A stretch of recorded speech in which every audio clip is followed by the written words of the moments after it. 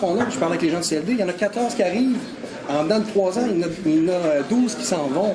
Et c'est là qu'ils font un programme de parrainage local. Bonjour, Mohamed. Parce qu'avec l'entente colonne culture de 67, le Québec a un droit d'amener des gens. Maintenant, le gouvernement du Québec veut diminuer un petit peu, parce qu'ils ont des problèmes dans les grandes villes. Nous, on a un problème de population. Moi, j'ai fait un tour de vélo il y a 2 ans, puis j'ai vu tant de maisons avant, les fermes avant, les commerces avant. La seule façon de remplir ce trou, c'est d'amener des gens d'ailleurs. C'est ça.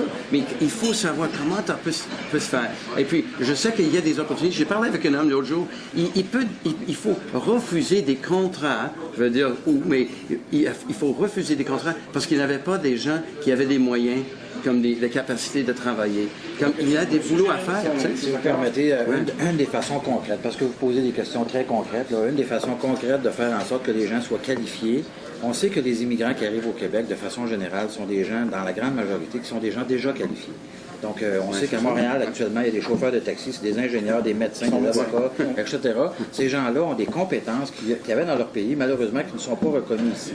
Donc, ça, c'est un des éléments que notre gouvernement va mettre en place. On l'a déjà annoncé. On allait mettre en place des prêts pour faire en sorte que ces gens-là, au lieu de faire du taxi, se ramasser de l'argent, se payer leurs études, on va leur fournir des prêts pour qu'ils puissent redevenir des avocats, mais avec les conditions canadiennes et québécoises. Ça, c'est un geste concret qu'on peut poser. Au-delà de ça, je me souviens à Saint-Pascal, il y a quelques années, il y avait des familles colombiennes qui étaient venues s'installer pour travailler dans une usine de transformation du porc. Ces gens-là, Saint-Pascal, ont littéralement déroulé le tapis rouge. Ils ont tout fait pour essayer de faire en sorte que ces gens-là puissent s'intégrer. Ils les ont hébergés, nourris, socialisés, etc.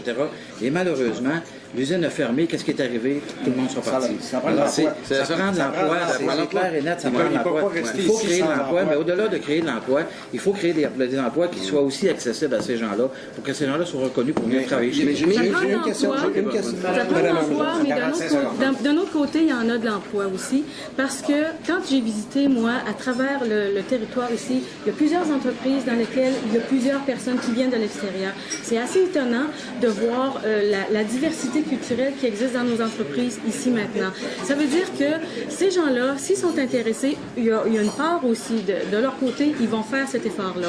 Évidemment, c'est pas tout non plus. Il faut les intégrer. On peut peut-être leur donner un montant d'argent ou les inviter financièrement, mais ça se trouve être c'est à court terme. Quand tu es intégré dans une place, quand tu es parrainé, tu veux plus partir parce que tu décides de rester là parce que ça te convient, parce que ta société, ta collectivité autour de toi fait en sorte que tu es là pour des années, pas juste pour l'argent. Je vais vous donner un autre exemple.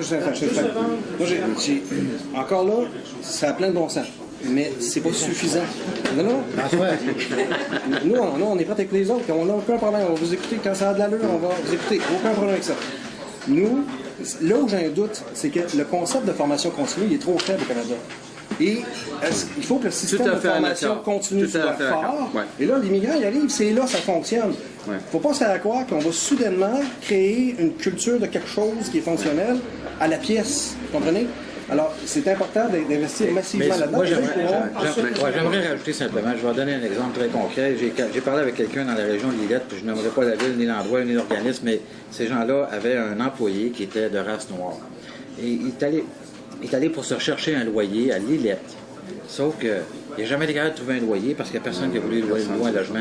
Je pense qu'il y a une question d'ouverture au monde qu'on se doit de faire nous dans nos régions. C'est là que mon idée de parrainage démontrer. On peut demander au gouvernement de faire bien des affaires. C'est là que mon idée de parrainage aurait évité ce problème. Dans nos régions, il est extrêmement important qu'on puisse accueillir ces gens-là à bras ouverts pour qu'ils puissent véritablement s'intégrer. Et on a un effort collectif à faire régionalement pour être capable de faire ça. Monsieur Gallard. Je veux dire que, bon, je suis tout à fait en accord avec M. Lapointe, mais le problème, c'est que même si c'est champ de compétences provincial, il y a une espèce de cartel parmi les médecins, parmi les ingénieurs, qui ne veut pas vraiment accéder, laisser rentrer au travail. Si on parle avec les chauffeurs de taxi qui ont des doctorats, qui sont des ingénieurs, ils disent, bon, j'aimerais bien y être. Allez, et c'est bon d'avoir la formation, mais c'est parfois, c'est cette cartel ou ces organisations, les associations professionnelles qui empêchent ces gens de rentrer. Et c'est le pouvoir des provinces et le gouvernement fédéral de dire, il faut faire au moins un encouragement que ces gens-là seraient capables de rentrer dans ces associations. Et puis, ça, ce qui... c'est comme... C'est très... Oui, je sais bien, mais il faut faire quelque chose.